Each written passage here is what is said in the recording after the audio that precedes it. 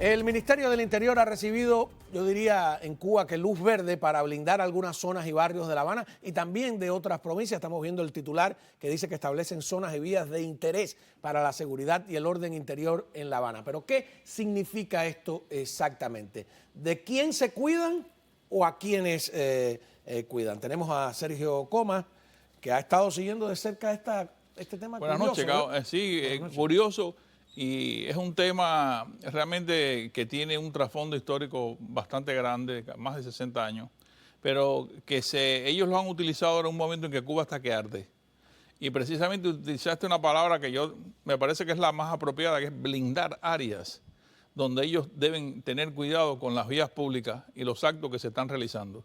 Esos hechos espontáneos que ocurrieron, por ejemplo, la manifestación de los intelectuales frente al Ministerio de Cultura, el Movimiento San Isidro y las damas de blanco que tomaron las vías públicas. Esas cosas le han enseñado a ellos que tienen que controlar precisamente la seguridad en las áreas que ellos consideran de densidad urbana y de interés político y económico, alrededor de las embajadas, donde viven los dirigentes, donde históricamente había habido un cuidado, pero ahora las han extendido mucho. Si tú ves este acuerdo del Consejo de Ministros que se basa en un decreto que ya Raúl dejó cuando abandonó el gobierno formalmente, es un decreto que establece toda esta zona, está camuflado con la protección de las partes históricas, las partes de interés turístico y termina con las partes de seguridad pública. Utilizan la palabra seguridad pública para referirse a lo que ya conocemos algunos cubanos que tenemos algunos años, como las llamadas zonas congeladas, donde no se puede hacer nada sin avisarle al MININ con 72 horas Tú dijiste antes. que había un contexto histórico. En el contexto histórico se basa que cuando triunfa la revolución, en enero, en el propio enero del año 59, se crea el Ministerio de Recuperación de Bienes Malversados, al frente del cual estuvo Faustino Faustino Pérez, un dirigente del directorio, que por algunas razones que no puedo explicar ahora, Fidel lo pone casi como un castigo allí, porque era un ministerio de menos valor que los que reclamaba el directorio. Pero ese no es Faustino Pérez, ese es Urrutia, ¿eh? Ese es Urrutia. Ese es Urrutia. Bueno, lo que ocurre es que la creación de ese ministerio se hizo cuando estaba de presidente Manuel Urrutia Lleó. Claro, que era el primer presidente. Era el primer ministro. Tuvo que terminarse asilado en la embajada argentina, creo. Sí, porque era un pugilato que tenía con Fidel. Fidel realmente quería el poder absoluto. Y el doctor Urrutia, perdón, que era el presidente, pensaba que iba a ser un gobierno socialdemócrata, donde la presidencia tenía un valor ejecutivo distinto, y no ocurrió así. Bueno, se hace ese ministerio con el objetivo de incautar o recuperar, como decían ellos, todos los bienes del gobierno de Batista, sus personeros y personajes y entidades que ellos decían que habían lucrado con el erario público. Realmente ese ministerio consistió en vaciar las mejores casas y propiedades urbanas de Cuba. Dice que solo en el 59, 400 millones de pesos en efectivo, centrales, joyas, obras de arte, fincas, ganado y otras propiedades. De nuevo la foto. Bueno, de hecho, en un momento en que se robaron unos cuadros en el Museo de Arte, en la década del 90, que se circuló en la UNESCO, que eran 70 obras que se estaban buscando, que se habían sustraído de los almacenes del museo. Se supo entonces que Julio Lobo tenía cuadros de Van Gogh y que tenía cuadros de Renoir, tenía Picasso, No, tenía la lista era muy grande. La colección napoleónica que está Las en la piezas casa napoleónicas. de Oreste Ferrara, lo que es hoy el Museo Napoleónico al lado de la universidad, era de Julio Lobo. Y la familia Fanjul formalmente hizo una demanda porque le habían subastado en Solvi un cuadro de Sorolla, que realmente es una sustracción. Digo todas estas cosas para que sepan que en la revolución, con el ánimo justiciero, crea ese ministerio que funcionó desde 1959 al 61. Que fue para institucionalizar el robo, en realidad. Efectivamente. Ahí surgen las zonas congeladas, pero eran básicamente las que conocemos. La parte del Laguito, Siboney, Pero zonas Vedado. congeladas, en mi época, eran generalmente casas muy buenas que el gobierno se hacía cargo de ellas y si tú vivías ahí no podías incluso ni permutar eso. Es como lo tengo entendido. Sí. ¿no? Efectivamente, ese es el origen de estos controles. Fíjate qué interesante, en esas áreas que está allí, la burguesía cubana que vivía allí y que quería alejarse de la plebe, institucionalizó un servicio de vigilancia privada que eran los guardas jurados. Eran hombres uniformados, a veces armados, que cuidaban esa propiedad. Qué casualidad y qué contrasentido que se hace una revolución justiciera y democrática para que la clase dirigente haga lo mismo Pero este viaje, ocupando los mismos barrios de los millonarios las y de los mismas ricos casas y de los y aristócratas. con más privilegios. Pero fíjate, esta legislación que estamos viendo ahora y que sale en estos momentos en Cuba, yo digo este contexto histórico porque ellos han desbordado esa perspectiva. En estos momentos ellos han extendido las restricciones. Antes tú podías pasar por el laguito, ahora ellos te pueden restringir y decir por dónde no pasas, por dónde no. Barrios obreros como el de Colón, el llamado Colón, en el Vedado y alrededor del Palacio de la Revolución, eso caen ahora en las restricciones estas. Ahora, ¿por qué? Porque está en los barrios donde ellos viven para protegerse y en los otros lugares, ¿cuál es el objetivo? ¿Reprimir una protesta popular o qué? El objetivo es precisamente que el Ministerio del Interior pueda controlar cualquier manifestación que desborde hacia la vía pública. Si no tienen un permiso, no, o sea, ya hay un motivo para meter preso a alguien por la violación de algo que no es político, según ellos, que es una violación del orden público. Y por eso requieren un permiso, que es la llamada Resolución 13 del Ministerio del Interior, que usted tiene que pedir permiso para hacer acto público o presencia pública en la vía 72 horas antes. A ver cómo lo dice.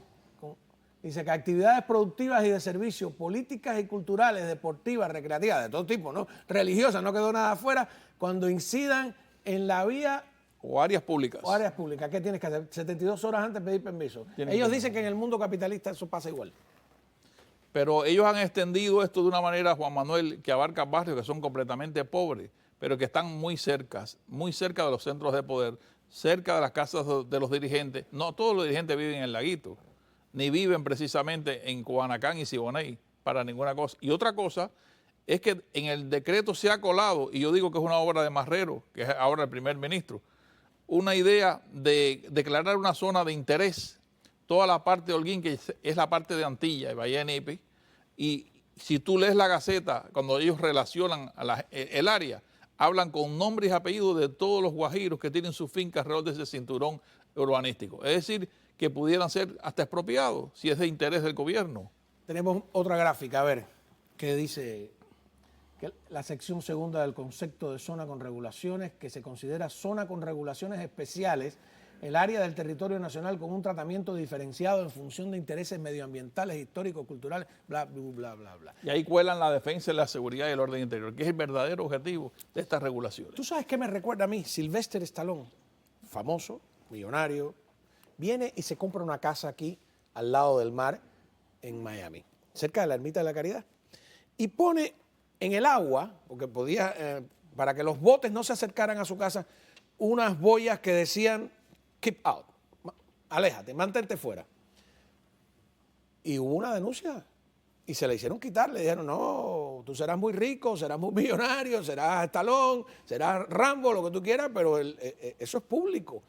Y a unos metros Madonna se compra una casa y había un parque público en esa entradita que hay ahí, cuando tú, en vez de ir a Key Biscayne, doblas derecha, ahí, frente al museo, hay un parque público. Ella quería quitar el parque público. Le dijeron, no, tú serás Madonna, pero no. Y entonces esta gente tiene más privilegios que los ricos, que los famosos, que los millonarios.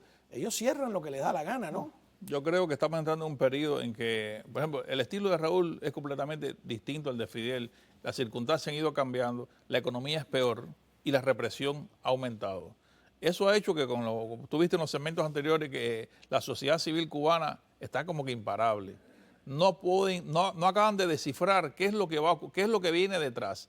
Y se siente que hay un estado de ansiedad, de desasosiego en la gente que el gobierno no acaba de interpretar. Por ejemplo, ahora mismo la página Cuba Debate, tuviste que hizo un censo sobre qué efecto tiene o qué aceptación puede tener la tarea de ordenamiento, que es el cambio monetario que tiene loco a todo el mundo. Y fue de un 90 y tanto % la negatividad. De hecho, han borrado en su página la encuesta. O sea, eso no ocurría antes, eso es significativo. Es que ellos saben cómo se encuentra la sensibilidad del pueblo y están tomando medidas de este género. Ahora, antes decían que la dictadura se mantenía por el carisma de Fidel Castro, porque Fidel Castro permanentemente estaba en la televisión, le hablaba, convencía, hacía un acto por la mañana en Santiago y otro por la tarde en Las Tunas y al otro día por la mañana estaba en un permanente estado de agitación política. Ahora no pasa nada de eso. Ahora hay como un gobierno descabezado. Raúl no habla, el otro habla de milagro. ¿Se puede gobernar así? Yo creo que se puede gobernar así hasta que el pueblo lo permita y la economía lo permita. Por ejemplo, ahora mismo en estos temas de turismo, Meliá ha cerrado una serie de hoteles en las callerías. Se ha perdido como un 80% del dinero que entraba entre la pandemia y los problemas estructurales que tiene el país, que no tiene ni frutas que ofrecer a los hoteles. ¿Te das cuenta? Pero el estilo de Raúl te decía que es completamente distinto, porque para mí es súper frío, es un tipo bastante gris. De hecho, no demostró ninguno de los talentos que había anunciado el general Del Pino, que era una de las personas que tenía la idea de que Raúl hubiera sido un transformador de la economía. Cuando Raúl autorizó la compra de DVD, los carros, quitó la tarjeta blanca. Pero eso fueron cosas de sentido común completamente, que le dieron una apariencia de libertad. Pero ahora, en la concreta, no se ha modificado la economía. Se están haciendo artículos en el Granma que hablan de modificar, de mejorar la economía socialista. Ahora, ¿cuán in charge, como dirían los americanos, en el cargo está realmente Raúl, que va a cumplir 90 años?